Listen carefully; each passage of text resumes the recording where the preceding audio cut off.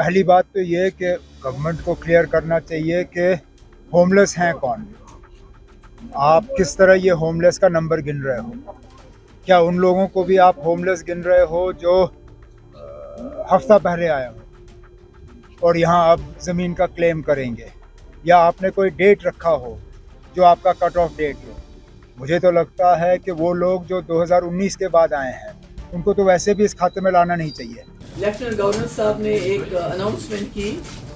उन्होंने कहा कि हम कोई 1,99,550 जो है उनको बेघर लोगों को 5 मरला ज़मीन देना चाहते हैं। प्राइम मिनिस्टर के कोई प्रोग्राम है उसके अंडर।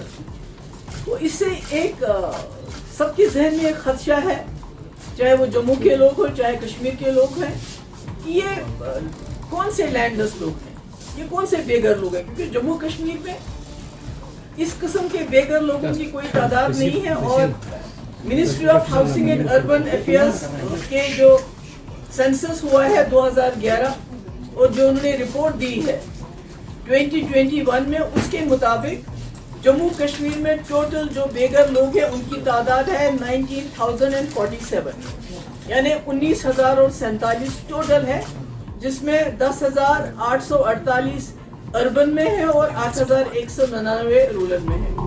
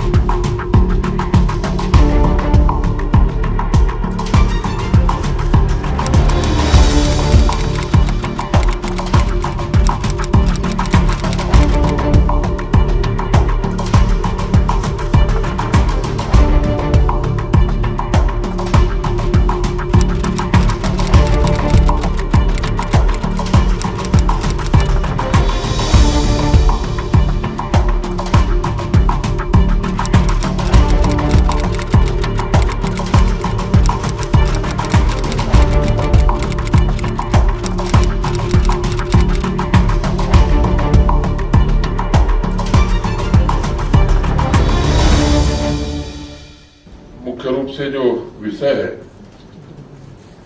माननीय प्रधानमंत्री जी ने कुछ वर्ष पहले तय किया था कि हर गरीब के छत को अपनी छत होनी चाहिए।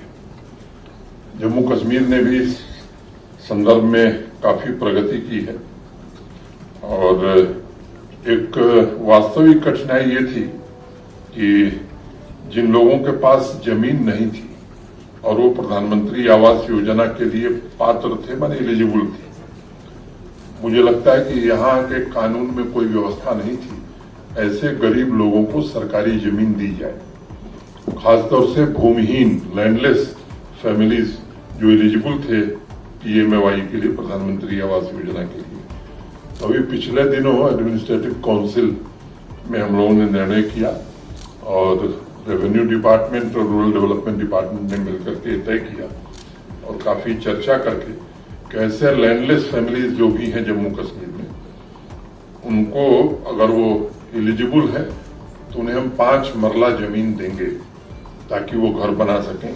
सामान्य रूप से आप देखेंगे तो 1 मरले में ही घर बन जाता है, लेकिन प्रशासन ये मानता है और मैं समझता हूं कि माननीय प्रधानमंत्री जी की इच्छा भी है कि सरकारी संसाधनों पर सबसे पहला हक गरीब आदमी का होना चाहिए। और इस दृष्टि से बड़ी उदारता पूर्वक हम लोगों ने तय किया कि जो भी भूमिहीन लोग हैं और प्रधानमंत्री आवास योजना के लिए एलिजिबल हैं, उन्हें 5 मरला जमीन हम उपलब्ध कराएंगे ताकि केवल घर न बनाए, 1 मरला में घर बनाए, 4 मरले का उपयोग अपने और अपने परिजनों के जीवन यापन के लिए।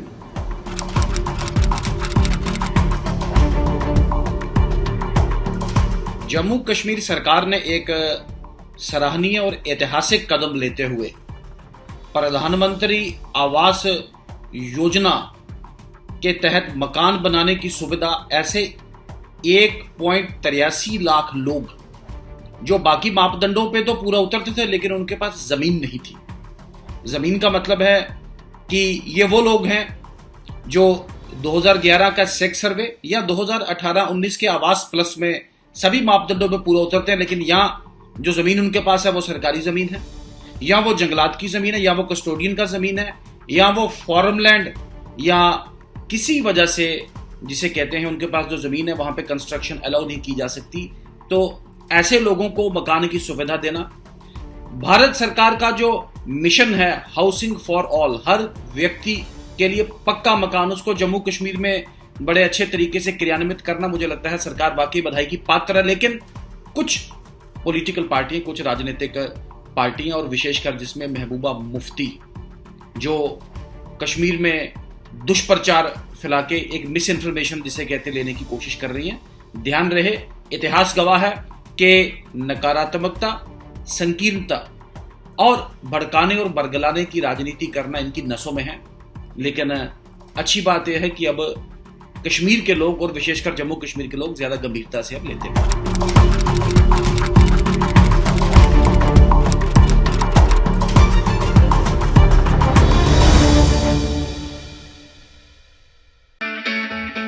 It's great to see you here. Thank you for watching our work.